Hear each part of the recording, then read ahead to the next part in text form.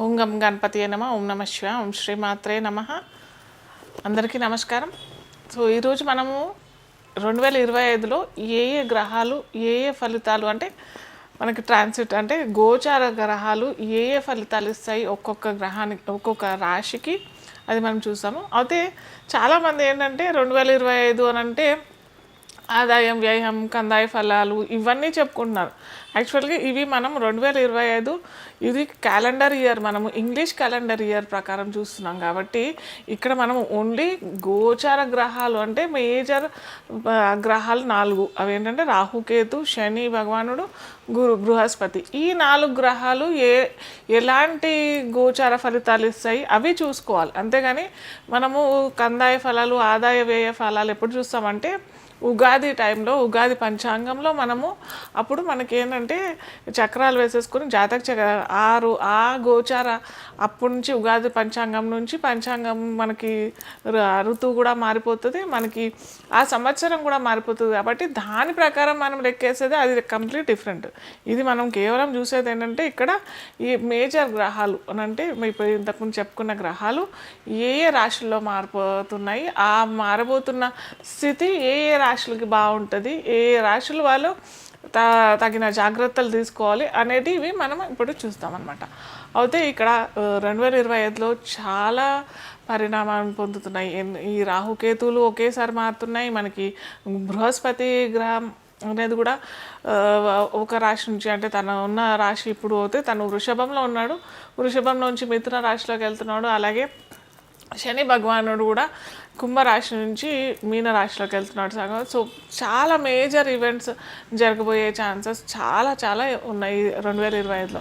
ఎందుకంటే ఒకే సంవత్సరంలో ఇన్ని గ్రహాలు మారటం అనేది చాలా అరుదైన సంఘటన ఒకటవుతే ఇక్కడ మరి ఇంకొకటి ఏంటంటే పైపెచ్చి ఏంటంటే మనకి బృహస్పతి కూడా మనకి మిథునం నుంచి మళ్ళీ కర్కాటకం నుంచి మళ్ళీ మిథునంలోకి వక్రి అయ్యి వెళ్ళటం, ఇవన్నీ ఒక రాశి నుంచి ఇంకో రాశికి కూడా వెళ్ళటం, ఇవన్నీ కూడా పరిణామాలు మనం చూస్తున్నాము ఈ 2025లో. అలాగే కేవలం బృహస్పతి కాకుండా శని భగవానుడు కూడా మనకి మీన రాశి నుంచి మేషరాశిలోకి కూడా వెళ్తున్నాడు. సో ఇలాంటి పరిస్థితి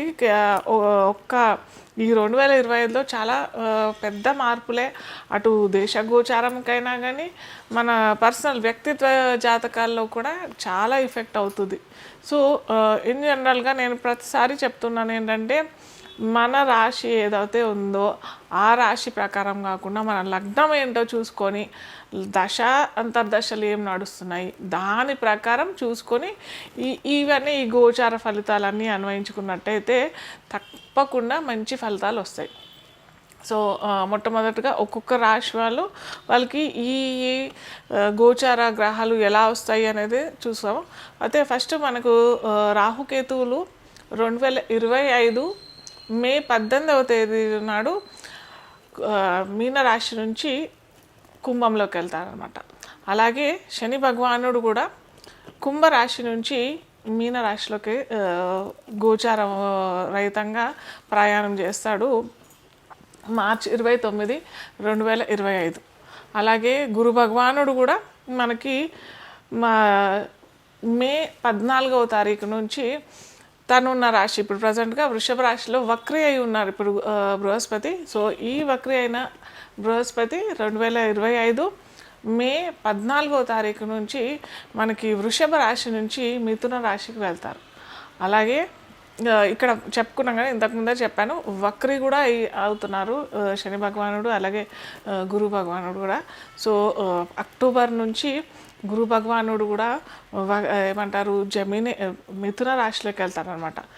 అంటే అతి వేగం ప్రయాణం చేస్తుంటాడు గురు భగవానుడు. కాబట్టి అతి వేగంగా ప్రయాణించి అక్టోబర్ 2025 చివరి సంవత్సరంలో అక్టోబర్లో మిథున రాశి నుంచి కర్కాటకంలోకి వెళ్తాడు. అలాగే డిసెంబర్ నెలలో మళ్ళీ కర్కాటకం నుంచి మిథున రాశికి వస్తాడనమాట. సో ఇంత పెద్ద మేజర్ ట్రాన్సిట్స్ అవుతున్నాయి కాబట్టి మన వ్యక్తిత్వ జాతకాల్లో కూడా చాలా గొప్ప పరిణామాలు ఒక్కో రాశికి బాగానే ఉంటుంది, ఒక్కో రాశికి మధ్యంతర ఫలితాలు, అలాగే ఒక్కో రాశికి పట్టిందే లక్ష్మి అన్నట్టుగా ఇలాంటి మేజర్ ఎఫెక్ట్స్ అయ్యే ఛాన్సెస్ మనకి 2025లో చాలా చాలా జరుగుతాయి. ఎందుకంటే చెప్పా కదా, అసలు ఒక్క సంవత్సరంలో ఇన్ని మార్పులు జరగటం అనేది చాలా అరుదైన సంఘటన అనమాట. అలాగే మనకి శని భగవానుడు కూడా మనకి 2025 మార్చి 29 నుంచి మారుతాడన్నా కదా మీనరాశిలోంచి. మళ్ళీ మీనరాశిలోంచి మేషరాశిలోకి కూడా మనకి అతివేగం. శని భగవానుడు ఇన్ జనరల్ చాలా మెల్లిగా నిదానం, శనీశ్వరుడు అని అంటాం మనము. అంటే అంత వేగమైన గ్రహం కాదు, మెల్లిగా నిదానంగా ప్రయాణించి శని భగవానుడు కూడా అతి వేగం వల్ల మేషరాశిలోకి ప్రయాణం చేస్తాడనమాట. సో ఇలాంటి సంఘటనలన్నీ మనకి ఒక్కొక్క రాశికి ఎలాంటి ఫలితాలు వస్తాయి, ఎలాంటి తగు జాగ్రత్తలు తీసుకుంటే బాగుంటుంది అనేది మనము చూద్దాము. అలాగే ఎండింగ్లో నేను ఒక మంచి ఇన్ జనరల్గా చాలామంది అడుగుతూ ఉన్నారు, రాహుకేతుల వల్ల మేము భయపడిపోతున్నాము, కాలసర్పదోషము, ఇవన్నీ రాహుకేతులు సర్పదోషం ఇవన్నీ దానివల్ల చాలా భయంకరంగా భయం అయిపోతుంది అని చెప్పేసి ప్రజలు చాలా విధంగా అడుగుతూ ఉన్నారు. సో ఒక చిన్న చిట్కా వల్ల మీ ఇంట్లో ఏమన్నా ఫైనాన్షియల్ ఇష్యూస్ అన్నా లేకపోతే ఇంకేమన్నా ఏమంటారు లేటుగా అవుతున్నాయి, అటు ఉద్యోగ ప్రయత్నాలైనా కానీ లేకపోతే వివాహ ప్రయత్నాలైనా కానీ సంతానం సరి అయిన సమయంలో అవ్వట్లేదు అని అంటే ఒక చిన్న చిట్కా చెప్తాను. అది ఏంటంటే ఏ రాశి వాళ్ళకి కొద్దిగా చూసుకోవాలి. రాహు ఒకవేళ ఆ రాశి వాళ్ళకి 3, 6, 11 రాశుల్లో ఉంటే మటుకు ఎలాంటి ఫలితాలు ఇస్తాడు అది నేను ఎండ్ ఆఫ్ ది షోలో నేను చెప్తాను. కాలపురుషాంగంలో మనకి 11వ లగ్నం లేదా లగ్నం తెలియని వారికి రాశి అని అనుకున్నట్టయితే కుంభరాశి అవుతుంది. కుంభరాశికి అధిపతి శని భగవానుడు. సో ఈ శని భగవానుడు మొన్నటిదాకా 5 సంవత్సరాలు చక్కగా తన ఇంట్లోనే ఉంటూ హాయిగా 30 సంవత్సరాల తర్వాత తన ఇంట్లో హాయిగా ఉన్నాడు. ఈ 2.5 సంవత్సరాలు తన ఇంట్లోనే ఉండడం హాయిగా చక్కగా ఉన్నాడు. కాకపోతే ఇప్పుడు మనకి మార్చి 29, 2025 నుంచి శని భగవానుడు ఇక్కడికి మీనంలోకి వెళ్ళిపోతాడు. కాబట్టి తన ఇల్లు వీడి పక్క ఇంట్లోకి వెళ్తున్నట్టుగా ఫీలింగ్ అనమాట. సో శని భగవానుడికి అటు గురు భగవానుడికి అంతగా శత్రుత్వం లేదు, అటు మిత్రుత్వం లేదు, కానీ సమ్ముడు అనమాట. అంత మంచి ఫలితాలు ఇవ్వడు కుంభలగ్నం, స్పెసిఫిక్గా కుంభలగ్నం, కుంభరాశి. కాకపోతే కుటుంబ వ్యవస్థ మనం చెప్పుకున్నాం కదా, ద్వితీయం మనకి కుటుంబ స్థానం అవుతుంది. అలాగే ఫైనాన్స్ పరంగా కూడా అనుకుంటాం, ఫ్రెండ్స్ కూడా ద్వితీయ భావమే చూస్తాం. కాబట్టి కుటుంబం అభివృద్ధి చెందడం అంటే వాళ్ళు ఏమైనా వివాహ ప్రయత్నం చేసుకునే వారికి వివాహం జరగడము, లేదా సంతానం పొందాలి అని అనుకునే వారికి సత్సంతానం కలగడం ఇలాంటి. అలాగే ఫైనాన్స్ ఎప్పుడో ఎవరికో డబ్బులు మనం అప్పుగా ఇచ్చాము అది తిరిగి రావటం, ఇలాంటి అన్ని సంఘటనలు మనకి కుంభలగ్నం, కుంభరాశి వారికి జరుగుతూ ఉండడం మనము ఈ మీనరాశి ట్రాన్సిట్ వల్ల అవుతుంది. కాకపోతే ఇక్కడ ఇంకోటి గమనించాల్సిన విషయం ఏంటంటే రాహు కూడా లగ్నంలోకి వచ్చేస్తున్నాడు అనమాట. సో రాహు లగ్నంలోకి వచ్చేస్తున్నాడు కాబట్టి మే 18వ తారీఖు నుంచి ఈ కుంభరాశిలోకి వస్తున్నాడు. కాబట్టి ముఖ్యంగా ఆరోగ్య విషయంలో చాలా జాగ్రత్తగా ఉండాలి.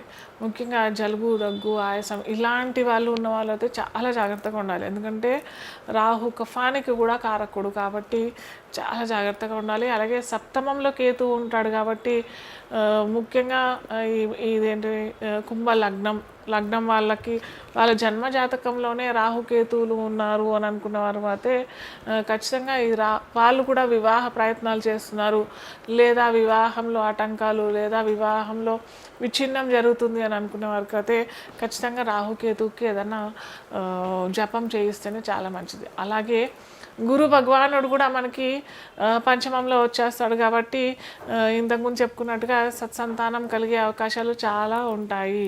ఖచ్చితంగా అటు గురు బ్లెస్సింగ్స్, అటు శని భగవానుడు ఎప్పుడైతే గురువు ట్రాన్సిట్, శని ట్రాన్సిట్ ఒక భావంలోకి వ్యక్తీకరించినట్టయితే ఖచ్చితంగా ఆ ఈవెంట్ జరిగే అవకాశాలు చాలా చక్కగా ఉంటాయి. సో ఖచ్చితంగా గురువుకి అంత చేయాల్సిన అవసరం ఏం లేదు. ముఖ్యంగా చేసుకోవాల్సింది ఏంటంటే రాహుకి కేతుకి చేసుకుంటే మటుకు చక్కటి ఫలితాలు ఇస్తాడు. అలాగే ఉద్యోగ ప్రయత్నాలు చేసుకునే వారికి కూడా ఓకే, చాలా ఓహో ఆహో అన్నట్టుగా కాకుండా, లేకపోతే అలాను వరస్ట్ పరిస్థితి కూడా ఏమి ఉండదు. కుంభలగ్నం కుంభరాశి వారికి పర్లేదు, బాగానే ఉంటుంది. సో మనం చివరి దశలోకి వచ్చేసాము. రెమెడీస్ చాలా అందరూ అడిగేది, ఇంతకుముందు చెప్పాను కదా, బాగా కంగారు పడేది రాహుకేతు విషయంలోను, శని భగవానుడి విషయంలోను. సో ఈరోజు మనము రాహుకి, ముఖ్యంగా రాహుకి ఏం చేసుకుంటే మన అటు ఫైనాన్స్ పరంగానూ అయినా కానీ, ముఖ్యంగా రాహు చెడు గ్రహం కాదు. చాలామంది ఏంటంటే కాల సర్పదోషం పెట్టేసేసి అటు రాహు భగవానుడిని చాలా చెడు చేసేస్తున్నారు. ఇది చాలా అంత మంచిది కాదు. ఎందుకంటే మనకి రాహు కెమెరాకి సంబంధించిన గ్రహం. అలాగే రాహు ఫారిన్ ట్రావెల్, ఒకానొక సమయంలో దేశ బహిష్కరణ లేదా దేశాంతరం తప్పు, అది చాలా పాపం అని కూడా పరిగణించేవాళ్ళం మనము ఒక 18th 19th 17th 18th సెంచరీలో అయినా కానీ ఇప్పుడు ప్రతి ఒక్కరూ దేశాటన చేయటము, ఫారిన్ ట్రావెల్, అక్కడే ఉద్యోగ ప్రయత్నాలు, అక్కడే స్థిరపడటం, ఇవన్నీ చేస్తున్నారు. సో దీనికి అన్నిటికీ కారణం ఎవరు అనంటే, ఎవరిస్తున్నాడు అనంటే మనకి రాహు భగవానుడే ఇస్తున్నాడు కదా. సో అలా ఆ విధంగా చూసుకున్నట్టయితే రాహు మనకి చెడు గ్రహం అయితే కాదు కదా. ఈరోజు మనకి యూట్యూబ్ నడుస్తుంది బాగా, సోషల్ మీడియా చాలా చక్కగా నడుస్తున్నది, ట్విట్టర్ బాగా నడుస్తున్నాయి. ఇవన్నీ అని అంటే మనకు సోషల్ మీడియా ఎంతగా పెరుగుతుంది అని అంటే దానికి ఎవరు కారకుడు? సినీ రంగం బాగా ఎదుగుతుంది. వీటన్నిటికీ కారణం ఎవరు? రాహు భగవానుడే లేకపోతే ఇవన్నీ కూడా మనకి ఉండేవి కావు. సో ఇటు చెడు గ్రహం కాదు. అందరూ కొద్దిగా ఈ మనస్సును ఏమంటారు, ఇలా చెడుగా ఆలోచించడం మానేసి రాహు భగవానుడు వీటన్నిటికీ కారణం అని అనుకుని చక్కగా, మీకు రాహు ఫలితాలు సరిగ్గా రావట్లేదు, రాహు దశలు నడుస్తున్నాయి, అంతర్దశ నడుస్తుంది అంటే దుర్గాదేవి ఆరాధన చేసుకోండి. అలాగే ఇంకో చిన్న చిటుక, మనం అందరం ఇంట్లో చాలా చక్కగా హాయిగా చేసుకునేది ఏంటంటే, మీరు వాష్రూమ్లో అంటే మీ టాయిలెట్స్లో అక్కడ బుధవారము శనివారం గుర్తుపెట్టుకోండి. ఎటువంటి సమయం అవసరం లేదు, మీ ఇష్టం, ఏదన్నా సమయం ఎంచుకోండి. అక్కడ ఒక అగ్గిపుల్ల తీసుకొని అక్కడ కాల్చేసేసి అగ్గిపుల్ల ఆరిపోయేదాకా మీరు అక్కడ ఉండిన తర్వాత అగ్గిపుల్ల పారేసేయండి. సో ఇది రెమెడీ. మీరు బుధవారం శనివారం చేసుకున్నట్టయితే రాహు భగవానుడు ఇవ్వాల్సిన ఫైనాన్స్ ఇస్తాడు. మీకు ఫారిన్ ట్రావెల్ అనుకునే వారికి, అటు అబ్రాడ్ ఆపర్చునిటీస్ కావాలి అనుకునే వారికి చక్కటి ఫలితాలు అయితే ఇస్తాడు. సో ఈరోజు ఈ వీడియోలో మనము ముఖ్యంగా శుక్రుడు ఎటువంటి ఫలితాలు, ఏ రాశి వాళ్ళకి, ఏ లగ్నాల వారికి ముఖ్యంగా ఎటువంటి ఫలితాలు ఇస్తాడు చూద్దాం. అయితే మనము శుక్రుడు ఎవరికైనా అందరికీ ఇంపార్టెంట్. అటు మనకి 2 వర్గాలు ఉంటాయి, గురు వర్గము శని వర్గము అని 2 వర్గాలు ఉంటాయి. సో ఈ 2 వర్గాలకి మనకి శుక్రుడు చాలా ఇంపార్టెంట్. ఎందుకంటే మనకి అటు ప్లెజర్స్ అంటే ధన కనక వాస్తు వాహనాలు అన్నీ ఇచ్చేది మనకి శుక్ర భగవానుడే. అలాగే వైవాహిక సుఖం అనేది కూడా ఇచ్చేది శుక్ర భగవానుడే. అలాగే విహారయాత్రలు, చాలా మంచి కంఫర్ట్స్, లగ్జరీస్, మంచి కార్స్, మంచి డబ్బులు, మంచి నగలు, మంచి బట్టలు, వస్త్రాలు, ఇంకా ఏంటంటే ముఖ్యంగా శుక్ర కారకత్వం అంటే శుక్ర కణాలు పురుషులకి ఇచ్చేది కూడా శుక్ర భగవానుడే. కాబట్టి ఈ వర్గాలకి శుక్రుడు అవసరం లేదు, ఈ వర్గాలకి శుక్రుడు కావాలి అన్నట్టు కాదు. సో మనకి కావాలి అని అనుకుంటే మటుకు శుక్రుడు భగవానుడు మనకి మన అందరి జీవితాల్లో కావాల్సిన గ్రహం అన్నమాట.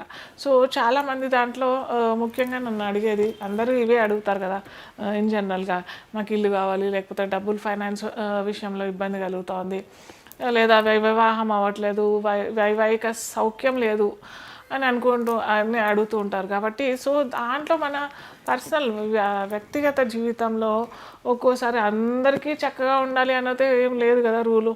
సో శుక్రుడు ఎక్కడ ఏ రాశిలో, ఒకవేళ షష్టమంలో తన లగ్నం నుంచి అష్టమ వ్యయంలో ఉంటే మటుకు శుక్రుడు ఇలాంటి అన్నీ మనకి ఇవ్వడు అనమాట.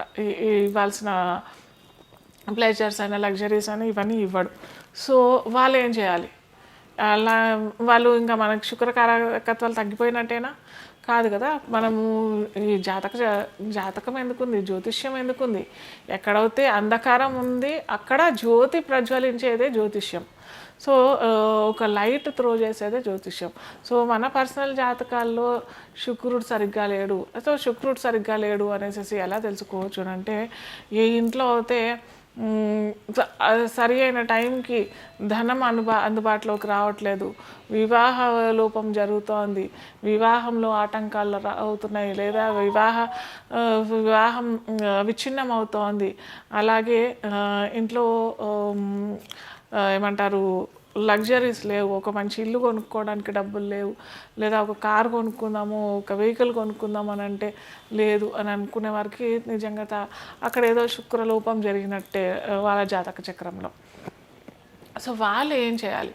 ముఖ్యంగా నేను అందరి పురుషులకి చెప్పేది ఏంటంటే, మీరు మీ ఇంట్లో గృహలక్ష్మియే. శుక్రుడికి అధిపతి ఎవరు అని అంటే మహాలక్ష్మీదేవి. సో మహాలక్ష్మీదేవి ఎవరు ఇంట్లో అని అంటే గృహలక్ష్మియే.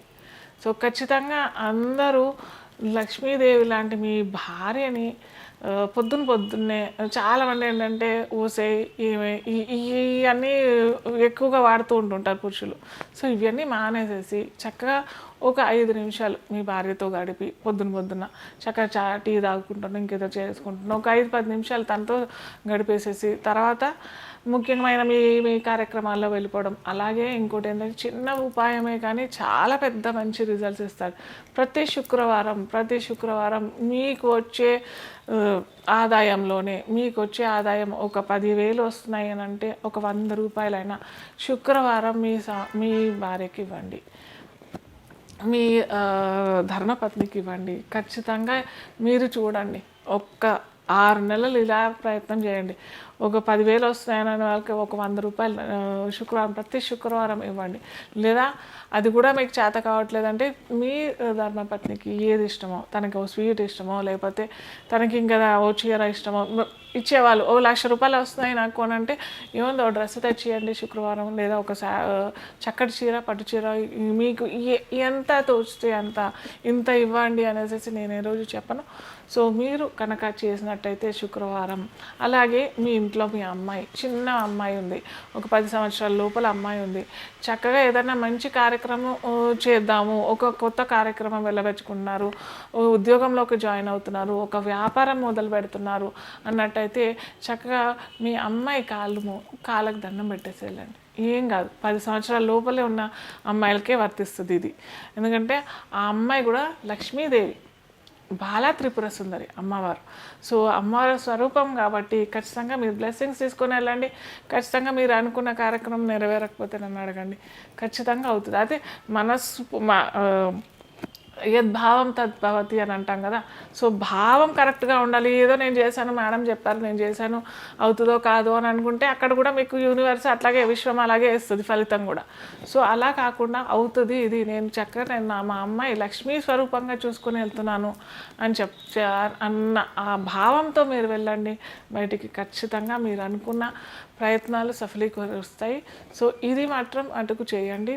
ఖచ్చితంగా శుక్రవారం ఎటువంటి పోట్లాట మీ భాగస్వామితో చెయ్యకండి.